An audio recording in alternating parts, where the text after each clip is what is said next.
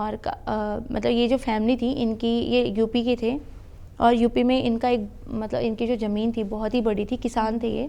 और इसके बाद इनका एक लड़का था इकलौता, जो कि अच्छी खासी गवर्नमेंट जॉब पे था।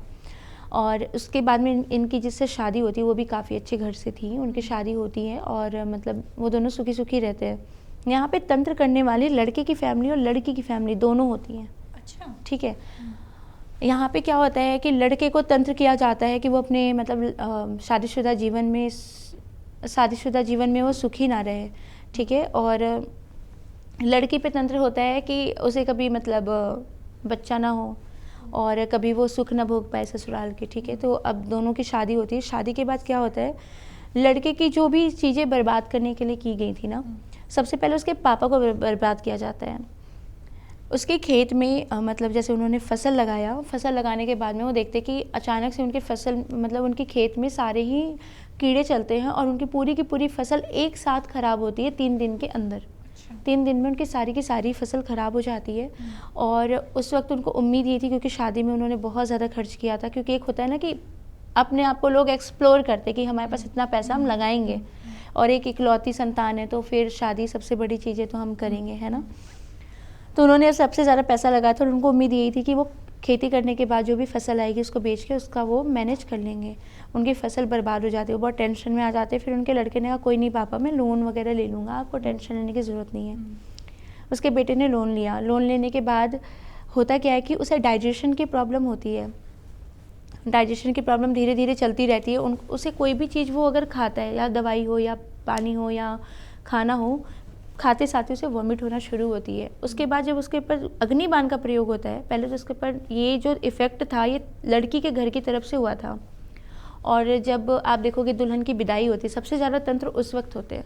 अगर किसी नई नवेली पे तंत्र करना हो वो सबसे ज़्यादा तंत्र उस वक्त होते हैं। और नई नवेली दुल्हन के ऊपर जो स्पिरिट छोड़ी जाती है उसे जनरली पेचा पेची की एंटिटी बोलते हैं। वो मेल फीमेल बोथ दोनों होते हैं। ये वो आत्माएं होती हैं जिनकी शादी की इच्छा तो होती है, शादी भी तय हो जाती है पर हो नहीं पाती है, वो एनर्जीज होती हैं। ये एनर्जीज इसके ऊपर छोड़ी गई थी जो कि दोनों को परेशान करती हैं और फैमिली मेम्बर्स को भी परेशान करती, लड़ाई झगड़े लगाते हैं। आपने देखा होगा, शादी हुई 2 दिन हुए और बहुत ज़्यादा लड़ाई झगड़े होते हैं, तो तंत्र का ये निशानी होती है। ठीक है। मे बी कुछ और भी रीज़न होते हैं, पर अगर बेवजह लड़ाई झगड़े हो रहे तो मे बी आप समझ सकते हो कि ये रीज़न हो सकता है। इसके बाद जो लड़के के ऊपर जब बाण विद्या का प्रयोग किया जाता है तो ये इनकी परिवार की तरफ से किसी फीमेल के थ्रू करवाया जाता है। और जब इस पे बाण विद्या का प्रयोग हुआ, रात में वो सो रहा था, 11 बजे के आसपास की बात है, उसके पैर में कुछ आकर के बहुत ही ज़ोर से चुभता है सुई की तरह। और जब वो तुरंत मतलब तिलमिला करके उठ जाना कि मतलब क्या हुआ मुझे, फिर वो अपने तलवे देखता है तो उसके तलवे पूरे रेड हो चुके थे। मतलब जैसे अगर आपको कोई फुंसी वगैरह हो उसके किनारे कैसे रेडनेस आ जाती है, सेम उसके तलवे में उस तरीके से रेडनेस थी। तो वो मतलब मेडिसिन लेते हैं और थोड़ा पानी में पैर डाल के फिर किसी तरह वो अपनी रात काटता है। फिर सुबह वो डॉक्टर के पास जाता है।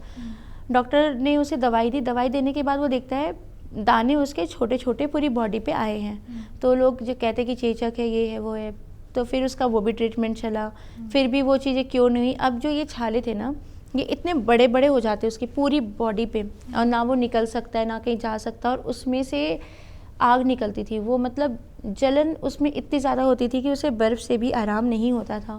फिर उसने कहा अपने मम्मी पापा से कि अगर ऐसा चलता रहा तो शायद मैं ज़िंदा ना रह पाऊँ, आप किसी को बताओ, किसी को बताओ। लोग आए, देखा, देखने वालों ने बहुत झाड़ फूँक किया, बहुत सारी चीज़ें दी उसे, लेकिन उसे कहीं से कोई आराम हो नहीं रहा था। और लड़की भी इतनी परेशान हो चुकी थी कि उसे भी समझ में नहीं आता कि मैं करूँ क्या। और बीमार दोनों हो रहे थे, घर में भी लड़ाई झगड़े हो रहे थे। फिर एक होता है ना कि आपने शादी करी और आपके ससुराल जाने के बाद कुछ प्रॉब्लम हुई तो लोग लड़कियों को ब्लेम करते हैं कि वो आई, उसके ग्रह नक्षत्र इतने ख़राब थे कि हमारा पूरा परिवार बर्बाद हो गया। तो इस तरीके से इसे टॉर्चर करना शुरू कर दिया। तो इसे इसका हस्बैंड कहता है कि आप घर चले जाओ, नहीं तो लोग आपको जीने नहीं देंगे, आप उधर अपना ट्रीटमेंट कराओ, इधर मैं अपना कराता हूँ।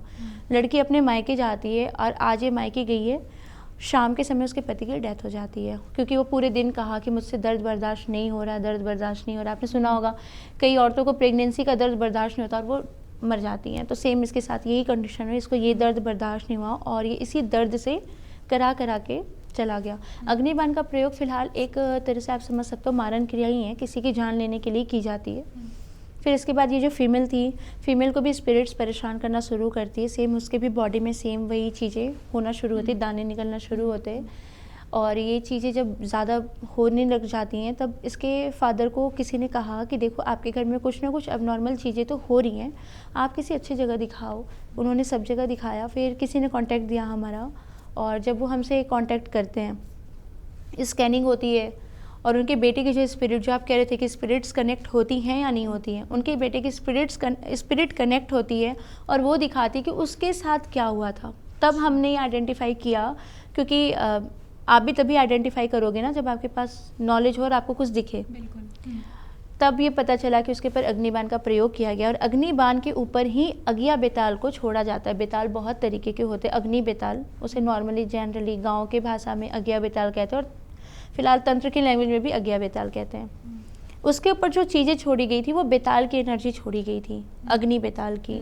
और अग्नि बेताल एक ऐसी एनर्जी जिसे लोग देखते भी हैं। बहुत जगह आप देखोगे कि अपने आप मतलब आग लग जाती है, अपने आप आकाश में आग उड़ती हुई दिखाई देती है। ज़रूरी नहीं कि वो हांडी ही हो, वो अगिया बेताल भी हो सकता है, वो इसी फॉर्म में दिखता है। और जिसके ऊपर छोड़ा जाए उसको अग्नि की तरह ही मतलब पीड़ा दे करके 3 से 4 दिन में वो मार देते हैं।